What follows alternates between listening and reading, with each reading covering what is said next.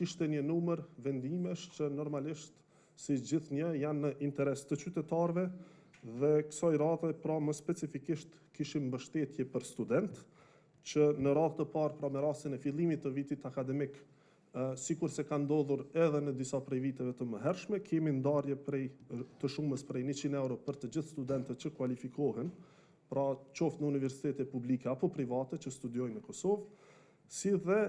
kemi gjithashtu përveç ndarjes së njëhershme, kemi edhe masën e përhershme të mbështetjes së vazhdueshme që është bursa e mobilitetit, që gjithashtu ka qenë një premtim kyç i qeverisë Kurti 3.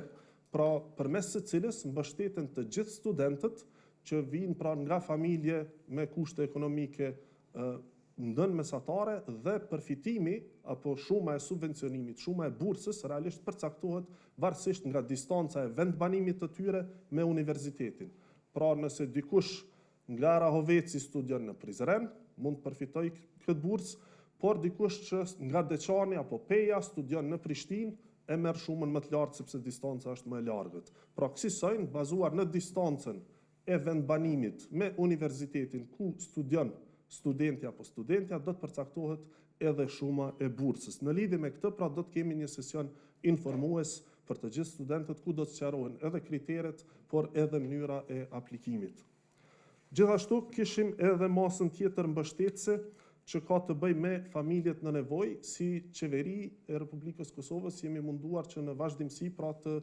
arrijmë tek secila familje që dora e shtetit të prek secilën familje në nevojë, me gjithë ato mekanizmat shtetëror shpeshherë janë të kufizuar në atë se sa familje mund t'i prekin. Në këtë rast, ne edhe viteve të kaluara kemi pasur shembullin kur kemi mobilizuar organizata humanitare që operojnë në kuadër të shoqërisë civile, të cilat pra mund të kenë edhe informata apo edhe qasje më të thellë tek ato familje të cilat rëndom pra nuk mund të preken apo nuk mund të arrihen nga mekanizmat standard të shtetit, siç është asistenca sociale.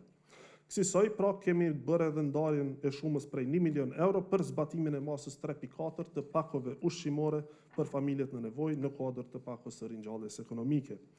Gjithashtu patëm edhe miratimin edhe për këtë vit pra në vijimsi të programit për mbrojtjen e konsumatorëve të cënueshëm të energjisë elektrike në Kosovë, siç e dini, par vjet ka qenë pilotimi i programit, vitin e kaluar ka qenë zbatimi i rregullt i programit për subvencionimin e faturave të energjisë elektrike për familje të cënueshme, ku kanë qenë mbi 80.000 familje përfituese dhe edhe këtë vit pra do të vazhdoj programi i njëjtë, siç e dini ose siç mund ta dini prej zbatimit të mëhershëm,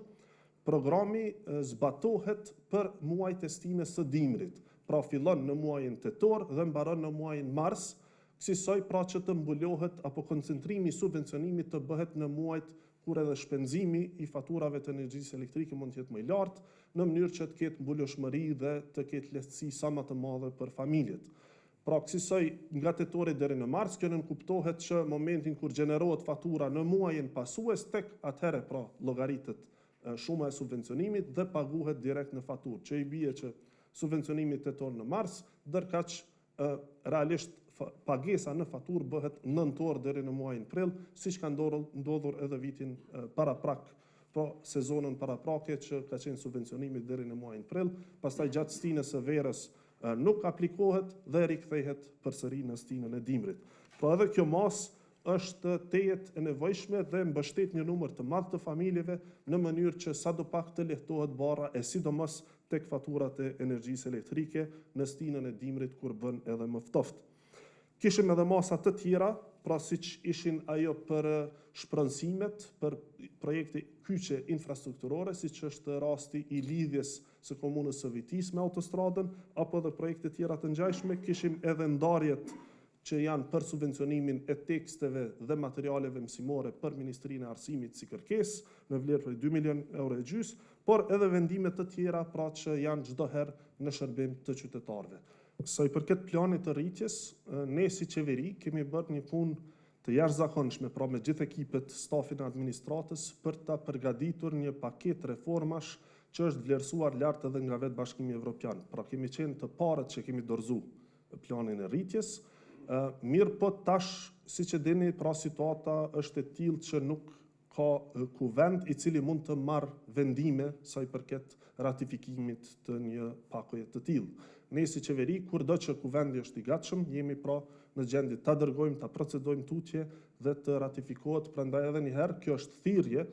për subjektet opozitare që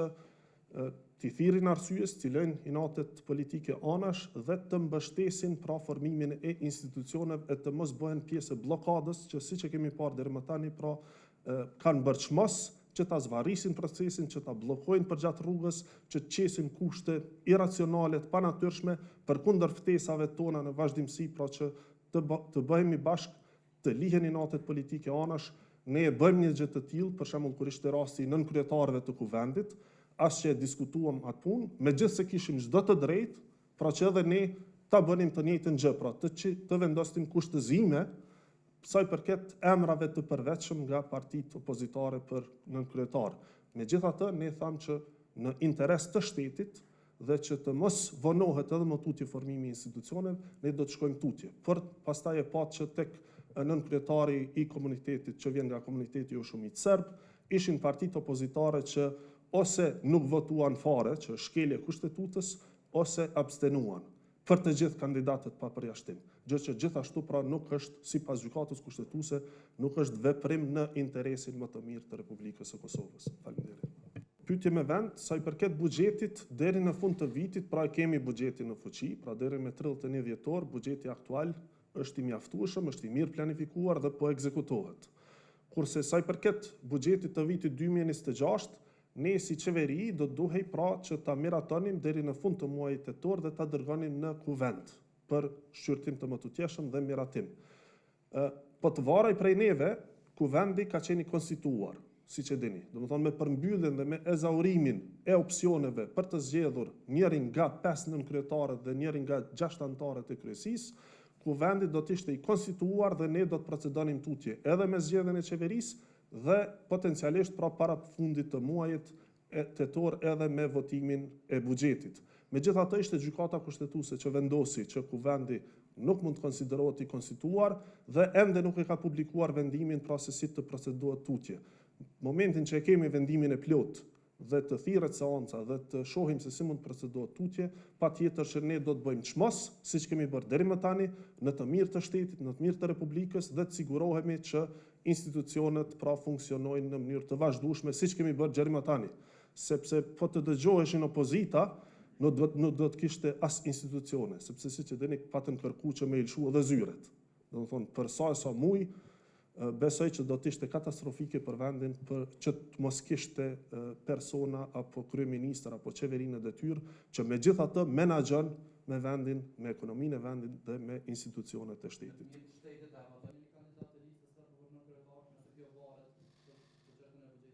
Në të mirë të shtetit ne kemi votuar një kandidat nga komuniteti jo shumicë serb për nënkryetar. Kanë qenë parti tjera që nuk e kanë votuar asnjë. Po besoj kjo është pyetje për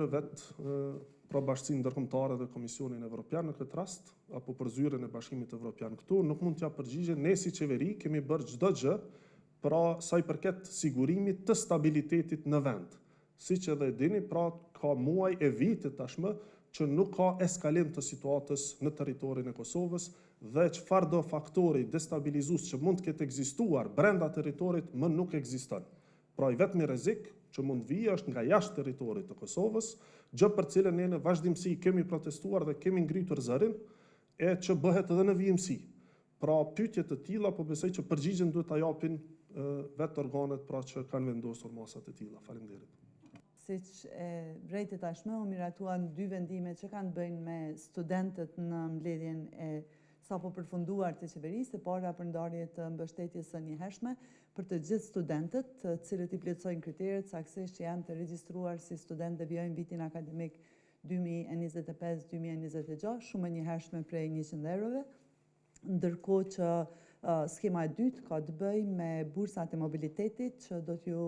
mundsohen studentëve dhe shuma se cilës mvaret prej distancës së tyre prej vendit ku studiojnë. Përveç kësaj, aktualisht që po flasim si Ministri e Arsimit, kemi të hapura edhe 7 thirrje për studentët të niveleve të ndryshme,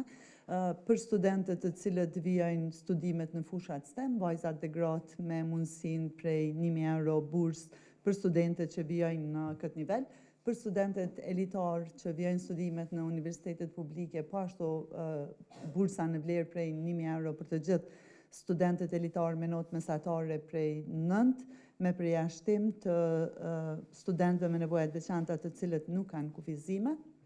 Bursa për studimet jashtë vendit, për studentët që vjojnë studimet në nivelin bachelor, është në vlerë prej 5.000 eurove, për ata në nivelin master është në vlerë prej 8.500 eurove, njëjtë është edhe për studimet postdoktorale në vlerë prej 1.000 euro për studentët gjithsesi studiuesit që i vijojnë këto studime në top 1.000 universitetet më të mira në botë. Përveç kësaj, janë edhe bursat për studime për studentët e komuniteteve Roma Shkali dhe Egjiptian dhe për studentët që janë me aftësi të kufizuara. Pra, gjithsej 7 skema të bursave, 7 thirrje të hapura, disa prej tyre të filluara si skema të reja në qeverinë Kurti, dhe me këtë ndjehemi, domethënë, që po bëjmë gjithë çka është e mundur që të ofrojmë të gjitha mundësitë për studentët tonë, përveç që kemi bërë arsimin e lartë publik pa pagesë që në vitin 2021 jemi në mbështetje të plotë të gjithë studentëve në mënyrë që të krijohen mundësitë e barabarta për të gjithë për të arritur maksimumin e tyre gjatë studimeve të larta. Se mundem ndoshta vetëm sa për informat, domethënë gjatë gjithë mandatin e kemi pas në vijimësi skema të reja të bursave. E dini që kemi filluar skemen e re për mbështetje të vajzave dhe grave që studiojnë në fushat STEM. Kemi filluar për herë të parë skemen e mbështetjes së studentëve që vijojnë studimet në top 150 universitetet për nivelin master. Kemi filluar skemen e re për mbështetjen e studentëve që vijojnë studimet në nivelin bachelor i jashtë vendit. Kemi filluar skemen për mbështetje të studentëve që studiojnë në gjuhë dhe letërsi shqipe, skemat për mbështetje të studentëve që janë të pabarabartë për shkak të rrethonave, për shembull të komuniteteve Roma Shkali Egjiptian apo edhe të studentëve me nevoja të veçanta. Pra janë një varg skemash të reja të cilat janë lancuar, filluan të zbatohen në tetor vit pas viti që nga viti 2021.